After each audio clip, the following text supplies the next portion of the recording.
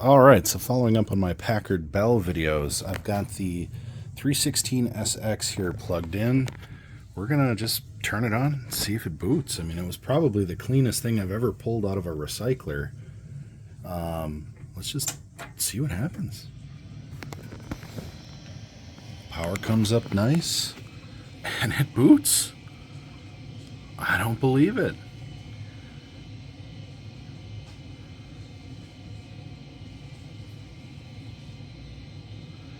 Invalid configuration information. Please run setup program.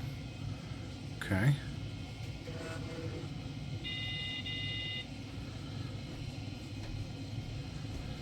Alright, let's run the setup utility.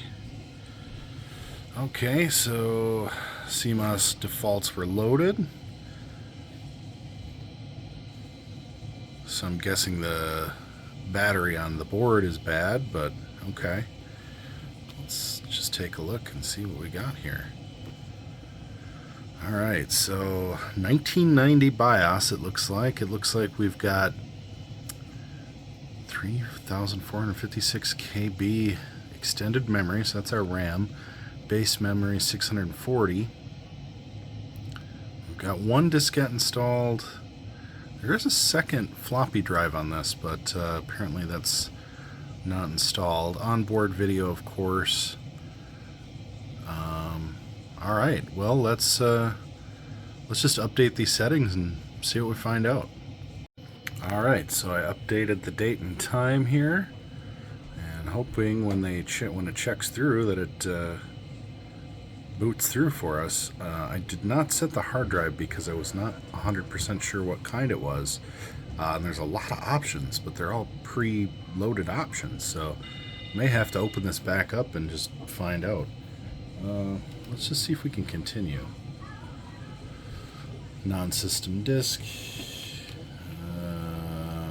Okay, looks like this one's searching for a floppy, which unfortunately I don't have, so I'll have to try and look up the hard drive and see if there's an operating system installed to it, or get ourselves a DOS floppy. Cool. Well, the good news is that this one boots. Next, we're going to take a look at the other Packard Bell and just see if we can get this one booted. All right, this is the more beat up Packard Bell. This one is the 610. So it's pretty dirty in here, but we've got the i46SX in this one.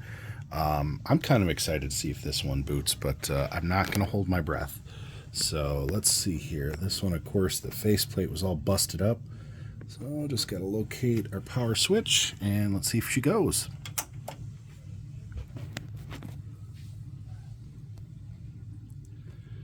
And so far, nada. So, unclear why that might be.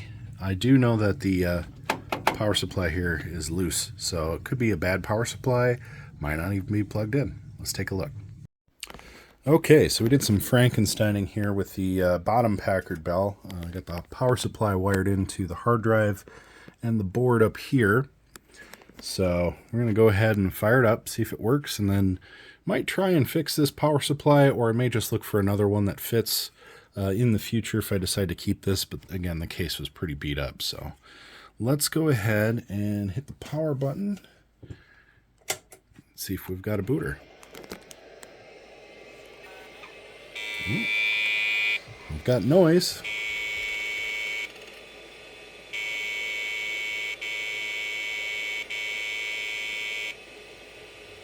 One, two, three. So that's usually display card.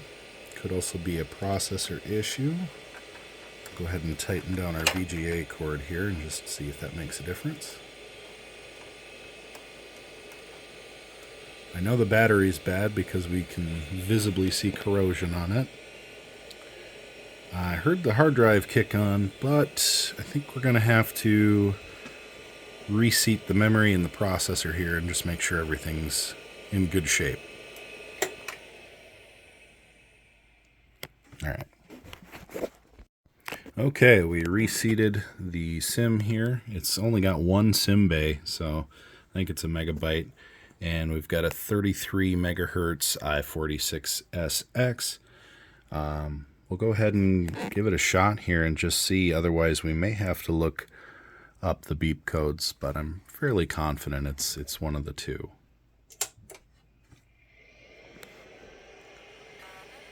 Okay, hard drive. We got one long beep, two long beeps, three, two long beeps, three short beeps. Same beep code. So, not sure if that is a issue we can fix or if we call it good on this one, but I'm going to look up the beep codes and see what we can find out. Alright, so diagnosed our beep code, and it's a memory failure. And as far as I can tell, this DIMM, I don't have a spare one handy, so we'll be on the lookout for something to fit this to see if we can get this one to boot. Otherwise, honestly, not heartbroken about it. It's kind of a beat up system anyway, but I can save the processor. That one can actually go in my other 46 tower, so good to go.